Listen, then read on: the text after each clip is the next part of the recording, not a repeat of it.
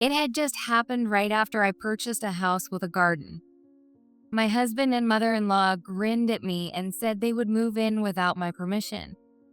Mom and I are moving in too. If you don't like it, I'll divorce you. If Sharon was coming, there was no way her nasty sister, Lisa, wouldn't come too. They knew I would hate this, and they did it anyway. It would undoubtedly continue to be a daily ordeal of harassment even after moving. I shivered involuntarily. I hate this. I have no intention of living together there. What? You don't seem to understand your position. Sharon exclaimed, raising her eyebrows. What she pulled out from somewhere was a divorce paper. Moreover, my husband had already signed it. Sharon's face seemed to say she didn't care about anything else once she had the house. My plan had worked out frighteningly well. I struggled to hold back my laughter. I wondered how I must look to Sharon as I stood trembling while she looked triumphant. I calmly signed the divorce papers, packed my things, and left the detestable house of my in-laws. On the day of the move, I received relentless calls from Sharon. Have you realized it yet? Sharon insisted on meeting to talk. That's exactly what I wanted. I would meet her and settle this once and for all. After carefully preparing to teach them a lesson, I headed to the battlefield. My name is Tammy. I work as an office assistant at an advertising agency. My husband, Kenneth, was introduced to me by the manager of a newspaper company. Being vulnerable, I couldn't decline the manager's offer. At 29, after dating Kenneth for 6 months, I succumbed to his persistence and married. I would curse myself long after making such a critical mistake at such a crucial juncture. Sharon had intended to deceive me from the start. She seemed calm and gentle, but her attitude changed when I became a bride. She shed her mask of a wise, understanding older woman and revealed her true monstrous mother-in-law nature. Hey, Tammy, what are you dawdling for? Once you finish the dishes, get to weeding the garden as I told you. Sharon's shrieking voice was a daily occurrence at the in-laws' house. It drained me every day. I barely managed to respond with a sigh. After getting married, I reluctantly agreed to live with Kenneth's family at his insistence. His father had passed away due to illness, and Sharon had been incapacitated for years due to a leg injury. Kenneth pleaded that he didn't want to leave his mother alone in the old family home. But when you turn out, what do you find? The supposed pain in Sharon's leg seemed non-existent as she walked around freely. She insisted that educating her daughter-in-law was a mother-in-law's duty, treating me harshly daily. Kenneth was no better. Even when I desired to live separately, he would only make excuses and evade the issue. He was always under his mother's thumb. He never stood up for me when Sharon scolded me. Man, sorry about that. My mom's got quite the temper, huh? Stop laughing and help me. I'm really suffering here. After getting married, I started to feel significant anxiety and depression. I would find myself crying unexpectedly or suddenly feeling sick. After seeing a specialist, the doctor diagnosed me with an adjustment disorder. Realizing that living at my in-laws' house was negatively impacting me was genuinely distressing. Ignoring how I felt, Sharon kept making harsh demands as usual. Can't you avoid being lazy because it's your day off? Have you finished cleaning the room? Have you yet to do the shopping? Make sure to check the discount stores before you go. Please wait. Sharon, please stop badgering me. I have a headache. I'll get the cleaning and shopping done later. No excuses. When I say do it, you do it. You're the daughter-in-law, aren't you? A daughter-in-law is not a maid. I wanted to retort. Most of Sharon's demands were about the house itself: clean the gutters, change the curtains, fix the splinters on the pillars. The in-laws' house was ancient and falling apart in places. It creaked and swayed with every gust of wind. Whenever it did, Sharon would rush my husband, Kenneth, saying, "Please, just hurry up and build a new house." This place is just a rental, you know. We're renting it cheap from an acquaintance. Wouldn't you like to live freely in your own home just once? Don't you think so too, Kenneth? I think so, but with my salary, it's impossible. A home of our own is just a pipe dream. Sharon was frustrated with her ineffective son. Of course, she took out her irritation on me, his wife. Cook the meals, do the cleaning, weed the garden, take her to the doctor. I was tired from a full-time job, but she didn't care. It would be strange if I didn't develop an adjustment disorder. Every day was unbearably tough. Half a year later, I started living at my in-laws. A woman who made my hard life even harder arrived. Kenneth's sister, Lisa, had gotten divorced and returned with her child in tow. She had been kicked out for saying, "I don't want to see your face anymore." Well, it's my fault. I left the kid alone and slept with my husband's colleague. What kind of moral sense does this woman have? Seeing my appalled face, Lisa smirked. Lisa, who looked just like Sharon, acted like her. She wouldn't do any housework and even made me clean her room. Can't be helped, right? I'm raising a child after all. You would only understand if you've never had one, but it's harder. So, dear Tammy, I need your support. Lisa didn't work. She just lazed around all day. Her care for her child was half-hearted at best. She just lay on the sofa all day doing nothing. Her behavior was terrible on weekends. She would leave her young daughter with me and go to the casino. Lisa had bad friends, it seemed, and they would gather to drink from noon. It would be nice if she helped even a little with the household chores, but she did absolutely nothing. She was a woman who would do anything to get money to play. This happened one day. Lisa handed me a pouch, and when I looked inside, That's from our father. Cufflinks, rings, a vintage lighter. what? What do you want me to do with this? I'll tell you what. Sell it for as much as you can. You have to sell it for as high a price as you can. These were belongings of our deceased father. All of these should have been keepsakes. Lisa casually suggested selling our late father's belongings. It made me feel sad. The thought of her using the money from the sale to go gambling made me feel even worse. I couldn't bring myself to do it, so I explained the situation and handed it to Kenneth. After that, I didn't know what he did with our father's keepsakes, and I didn't want to know. So many things happened when Lisa returned to live with us. It was since her arrival that my things started disappearing frequently. It was around that time that I found out Kenneth might be cheating on me. A friend of mine, who works at another advertising agency, spotted him on the street on a weekend. He was walking arm in arm with a flashy-looking young woman. When I heard about it, I was furious. I'm working hard from morning till night, even on my days off, and you're out having fun with some young woman? That's unbelievable. You're cheating, aren't you? Who is she? Tell me the truth. It's not cheating. That's just a girl from the strip club. What? How is that any better? You're married and you shouldn't be going to places like that.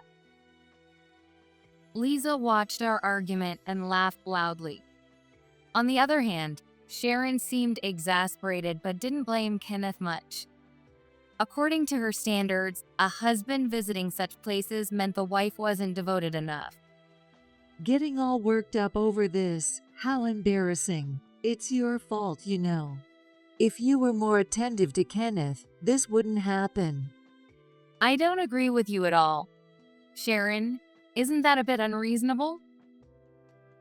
In this house, that's normal. Plus, visiting strip clubs or cheating is just a sign of a man's masculinity. A wife must forgive such things generously, you lousy wife. Their sense of routine was my sense of absurdity. Forgive cheating or strip club visits? There's no way I could. My frustration was mounting. I couldn't just sit by and let this go on. I decided to take action to change this unpleasant situation. Sharon and Lisa continued their usual behavior. Day after day, they treated me like a servant. Lying around like seals on the sofa or floor, they would raise their voices when hungry. What? Why isn't lunch ready yet? It's already noon. Don't dawdle, okay? Seriously, Tammy, you're so slow it's frustrating. Then why don't you make it yourselves? I'm constantly moving, cleaning the yard, hanging rugs, shopping, with no time to rest. Don't talk back. Know your place as a DIL. I wasn't even allowed to have an opinion. Frankly, I was fed up. I wanted a divorce as soon as possible. But if things were that easy, I wouldn't suffer like this. Kenneth was introduced to me by a manager at the newspaper company I relied on. My boss had also asked me not to do anything that would embarrass him. Infuriatingly, Sharon knew this well and often brought it up. I was utterly stuck between a rock and a hard place. For a while, I just had to endure. Then, one day, Kenneth's cheating became an undeniable fact. A colleague from another agency had obtained irrefutable evidence. That was the first step in my plan. I needed to make my next move. It was about a month later. After dinner, Lisa spread out a housing catalog on the table. It was unmistakably the one I had kept in my bag. Look at this. Looks like Tammy was planning to buy a house. Wait, did you go through my bag? Why would you do that? Just be quiet, huh? It's a bit rural, but it's a nice house, right? Hey, Tammy, you should really consult me about these things. The house I had my eye on was a single-family home with a garden. As Sharon said, it's in the countryside but looks pretty decent. In fact, I had already visited the site several times and met with a real estate agent. When I revealed this, the three of them interested me. What? Are you serious? Have you progressed that far in the talks? Are you buying it? It's cheap and spacious, all right. Kenneth, a man needs to be bold. Oh, but a house with a garden. That's tempting. If you're going to be the lord of your manor, then Mom will support you. I can help out a little. Aren't you planning to move out and live just the two of you, Tammy? Without needing to push it, Sharon egged Kenneth on. What a transparent way to speak. As if they had any intention of letting me go that easily.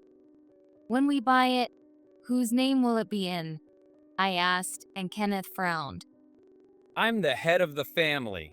It's obviously going to be in my name. Then, can we proceed with the discussion? We're buying this house and moving out just the two of us? Yeah, I got it. I'm also a man. We'll buy that house. Get the talks going fast. Finally, Kenneth decisively said so. Sharon and Lisa both praised his decision. But I didn't miss it. The two exchanged looks and laughed. It was just after we bought the rural house with a garden as planned. Kenneth and Sharon, both grinning, made an unsolicited declaration of moving in with me. Mom and I are moving in too. What?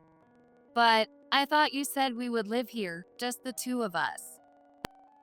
After thinking it over, we've decided it's better to live together. You wouldn't say no, would you? If you don't like it, I can divorce my son. I wonder what your boss would say, huh? There it is. What a devious tactic. If Sharon is coming, there's no way Lisa wouldn't come along too. Thinking about the daily harassment that would undoubtedly continue at the new place made me shudder. I absolutely refuse. I have no intention of living together there, not even a little bit. What? What are you saying? It seems like you don't understand your place. Sharon raised her eyebrows.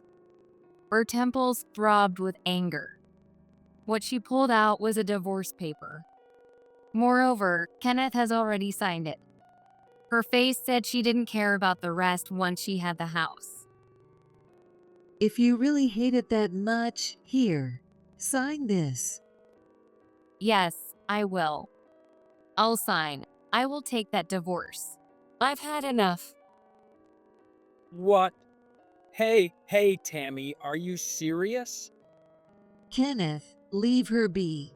Living with such a stuck-up and useless woman is just irritating. A young guy like you will find another wife in no time. What horrible things to say. I calmly signed the divorce papers. Sharon looked triumphant.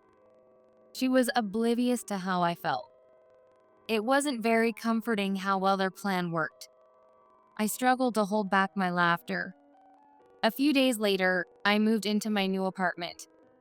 Sharon called my smartphone repeatedly. Checking the calendar confirmed it. Today was their moving day. Have you realized it yet? The phone kept ringing incessantly. It was a barrage of calls, typical of my former mother-in-law. Despite my ignoring it, she called multiple times. I answered out of sheer frustration. She didn't even bother with a greeting and started yelling. I can't believe you did this. What kind of a place did you trick us into buying? It's been a while, Sharon. Please calm down. What are you talking about? I don't understand what you mean. Don't play dumb. It's about this house. You knew this was a defective house when you bought it, right? It must be so. That's right. The house I chose did have issues. The land itself was weak, and the ground often subsided. Even if it's a new build, it might be just a few years before the doors no longer close correctly. There are underground mine shafts used for coal mining nearby, which apparently cause the problems. However, for the locals, this is common knowledge. They build their homes on stable land. The only ones troubled are the naive newcomers who come without knowing anything. This time, I used such a problematic house to trap those three.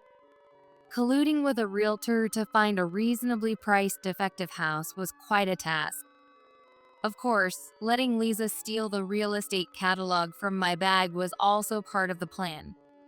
I deliberately placed my bag in a position that was easy for her to notice and steal.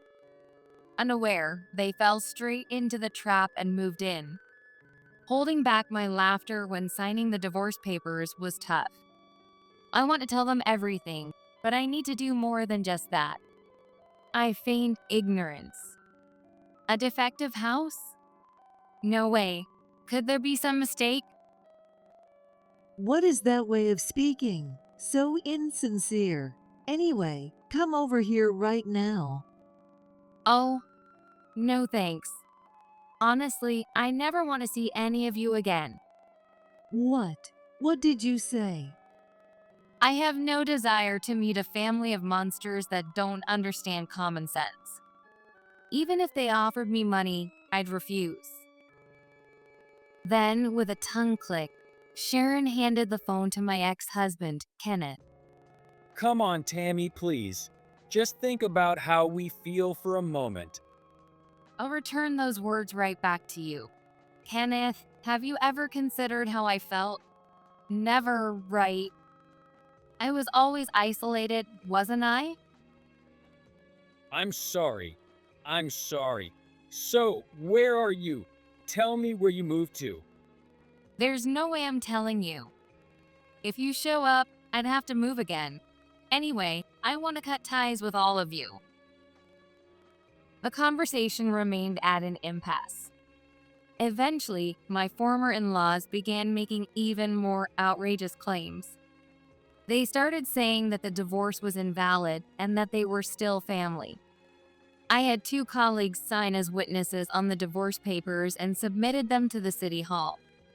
Invalid divorce? That couldn't be possible. How far will their unreasonableness go? Anyway, just meet with us once to talk. We're getting nowhere like this. Please. I'm also asking you, Tammy, just once. Let's settle this face to face, okay? My former mother-in-law and husband were insistent on the meeting to talk. Even if I refuse, I'm sure they will call again. Well, there's no other choice. I'll meet them and give them a piece of my mind. All right, fine. I'll meet you just this once. Thank you. I really appreciate it. But I'll be setting the place and time, okay? I can't risk them ambushing or following me. I need to keep the upper hand or it could turn scary. After thorough preparation, I called the three of them to a cafe. I arrived 20 minutes late at the cafe I had chosen. Sharon and Lisa were already furious. Kenneth just gave a wry smile. They were exactly as predictable as I had expected. How dare you make someone older wait? You're really beyond the pale. I don't want to hear about being reasonable from you. What do you want? What's with that tone? It really makes me mad. You tricked us into buying a defective house, causing us trouble. You need to take responsibility. I already told you. I don't know anything about that. It was you who decided to move in together, wasn't it? Sharon was at a loss for words. She couldn't deny that. She and Lisa had jumped into the defective house themselves. Their previous home had apparently started undergoing renovations. That meant, as of now, their only place to stay was that defective house. If you're done, then let me say something.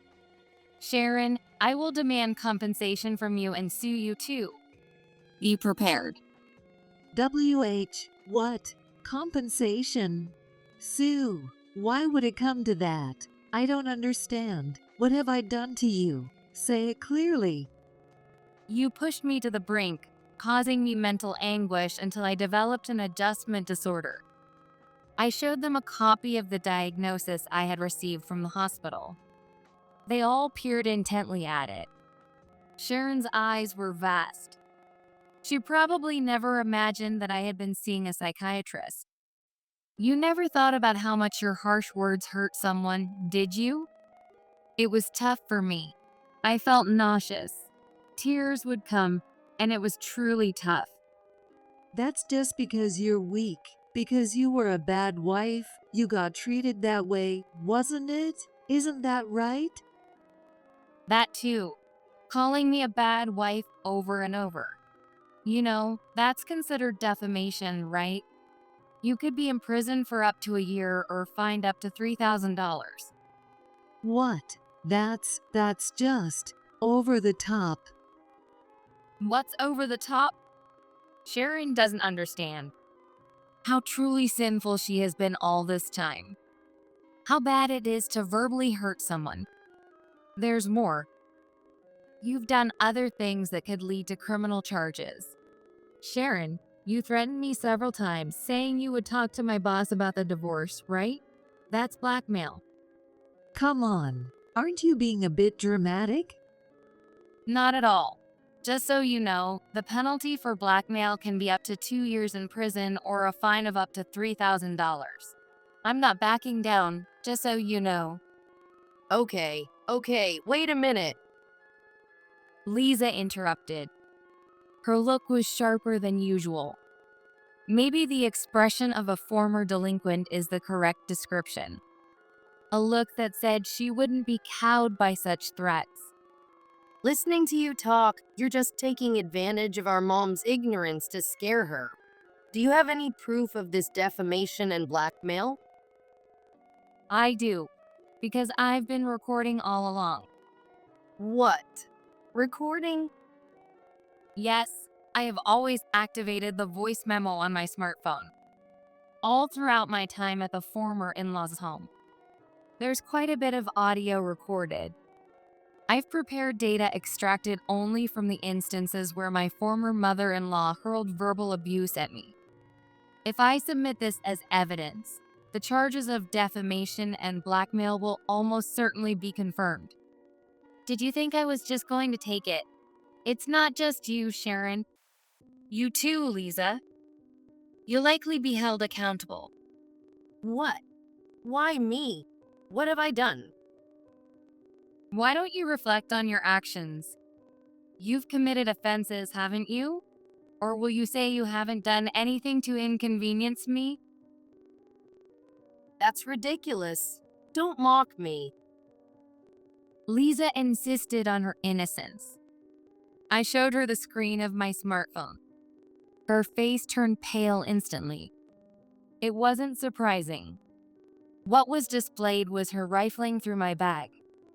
The shameful sight of her snooping around in it. What is this? How? When did you record this?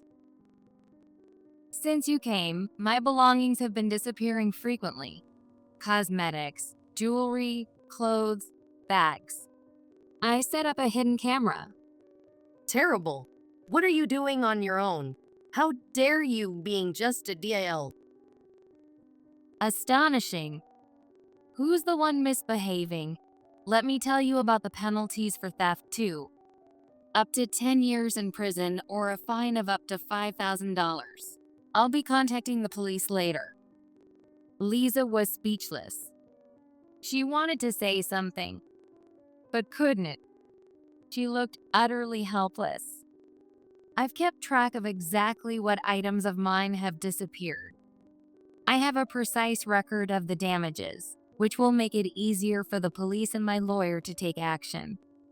When I decide to act, I go all the way. I had resolved never to forgive these three. Now for the last one. My former husband shrugged under my glare. If I were to measure how unforgivable I find him, he'd be the worst. I thought marriage was about supporting each other. But Kenneth, you had a different idea. You were always against me from beginning to end, weren't you? Enemy? I never meant. I didn't think of it like that at all. Believe me, even today, I try to meditate as best as possible. Yeah, right. I've had enough of lies. I don't need your mediation. My ex-husband was a spineless opportunist, always trying to side with whoever's stronger. He had always been on the side of my former mother-in-law and sister-in-law. Even now, trying somehow to curry favor with me, hoping I would forgive him. If he had been a decent man, I would have continued our marriage. If he had said we should live together somewhere else, just the two of us, I might have agreed. The name of your affair partner is Melissa Smith, right? What? How? Why? How do I know? I had someone look into it. I have friends who are good at this sort of thing. I even have photos of you and Melissa entering a hotel together. Look, here it is. No. Could you not show it? Please don't. My ex-husband panicked, trying to block the phone screen. He didn't want his mother and sister to see the evidence of his infidelity. Not that it really matters. In terms of morals and ethics, all three are already broken. They are a family of like-minded individuals. I put away my smartphone and the copy of the diagnosis back in my bag. There's no more evidence I need to show from my side. My former mother-in-law, ex-husband, and sister-in-law appeared to have lost their will to fight back. One careless move, and they could be reported. They looked terrified. Unfortunately for them, I was fully intent on consulting the police regardless of their actions. You should expect the police to visit soon. It's better not to run. Your crimes might only get heavier. And make sure not to follow me. Got it? Tammy, don't be so cold. Weren't we husband and wife until recently? Yes, and frankly, marrying you was a big mistake.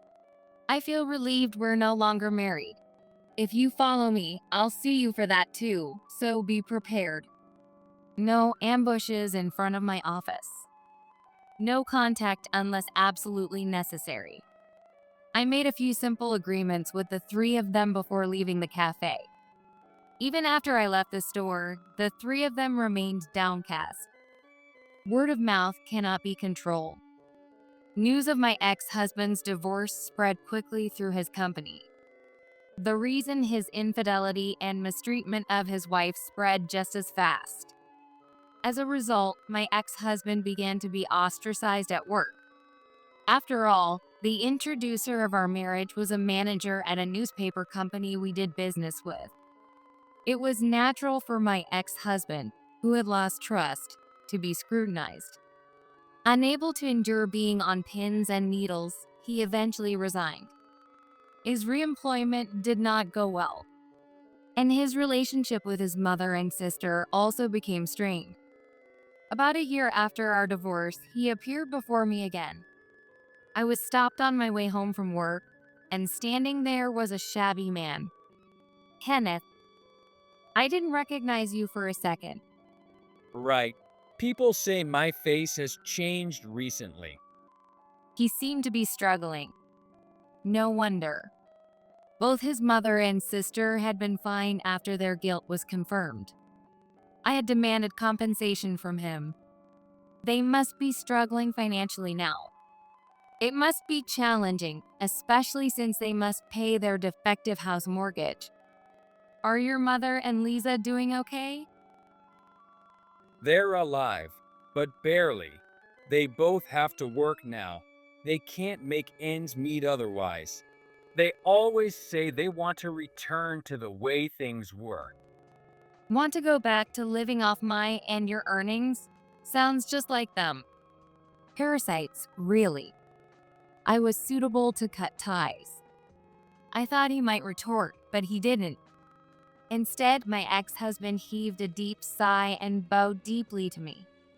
I'm really sorry for everything. I've been reflecting deeply. I was foolish. Like you said, Tammy, I should have been on your side all along. I think I was out of my mind.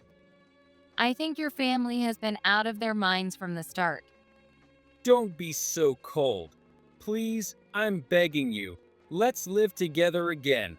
I'm cutting ties with that family for good. I'm serious. You're all I have. Oh, really? Too bad. I'm already seeing someone else. Even if I weren't, I would never consider reuniting with you. As I firmly stated this, my ex-husband collapsed to his knees. But such a performance meant to elicit sympathy was too late to affect anything.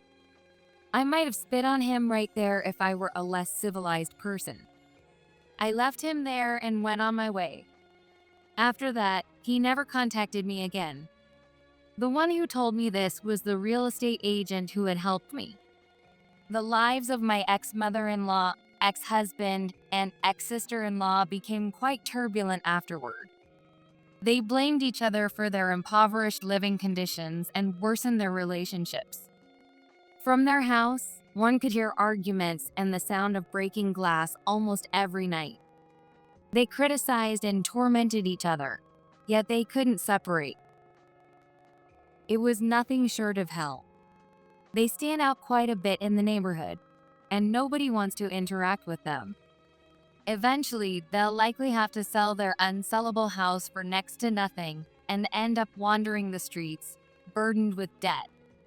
I can clearly see the three huddled together in the cold, cursing each other. Someday, I'd like to see the miserable state of those who have hit rock bottom with my own eyes. It was all thanks to the new person I saw, someone I once mentioned to my ex-husband. It was all thanks to the new person I am seeing, someone I once mentioned to my ex-husband. He's a successful salesperson at a major trading company. He's an adult man with a calm personality who respects others' values. Moreover, he's also divorced, just like me. Soon, we plan to have a modest wedding ceremony. My first marriage was an awful experience. Even now, I sometimes almost cry when I remember how tough those times were. But even in such moments, when I lean on my partner, my heart quickly warms up. This is where I belong. It was a long journey, but I finally arrived. That's how I feel now. Because of the hardships, I can be kinder to others now. I want to live life positively, using my experiences as nourishment. That's how I feel these days.